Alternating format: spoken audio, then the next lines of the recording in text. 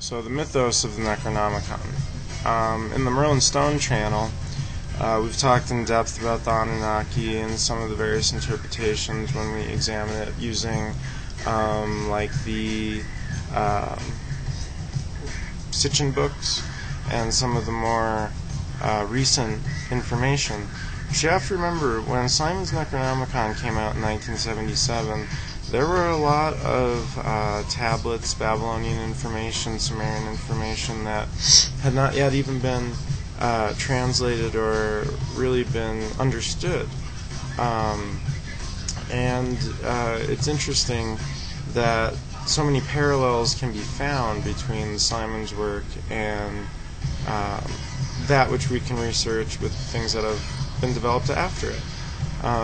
Even if being written by Simon, still an incredible grimoire of practical Sumerian and Babylonian mysticism, of which there would be a significant shortage of useful information even in today's New Age, to be honest. A student might spend $50 on a nice hardcover copy of Babylonian Magic and Sorcery by King, and most of those tablets are fragmented. The instructions, the ceremonial instructions within it, are very vague. So as far as a seeking student for something involving Sumerian Babylonian revivalism within a practical mysticism, Necronomicon is unparalleled. So the mythos behind it, we could really break it down, but if we exclude all other sources, all other supplemental information, and just use the Necronomicon as our source of the mythos, what we are basically told is that in the time before man, there is a first dragon, TIAMAT. And TIAMAT rules the Ancient Ones, a reptilian race of evil beings. They represent the dragon mind, an unquenchable thirst for knowledge and power and control. Finally, Tiamat gives birth to a son who is half reptilian, half draconian, or half ancient one, half elder god. And he becomes the ruler of the elder gods, which eventually becomes an oppositional army to the ancient ones. Marduk, empowered by, who is presented as almost like a solar deity or an all-father in the Necronomicon, ENKI, referred to as our Lord and Master of Magic.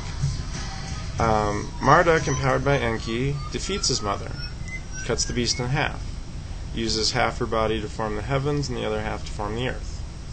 Empowered by ENKI, he fashions a gate to lock out the Ancient Ones from the time-space of the earth.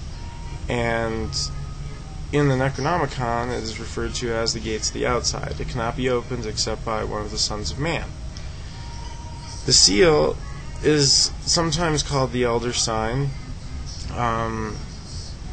The seal on the cover of the Necronomicon, although we sometimes just kind of callously refer to it as the elder sign, is actually a composition of 3 symbols. And that particular symbol was created by the artist used for the cover of the Simon edition of the Necronomicon. That composite symbol does not actually exist within and as the Necronomicon. The elder sign, the sign of our race, is the pentagram.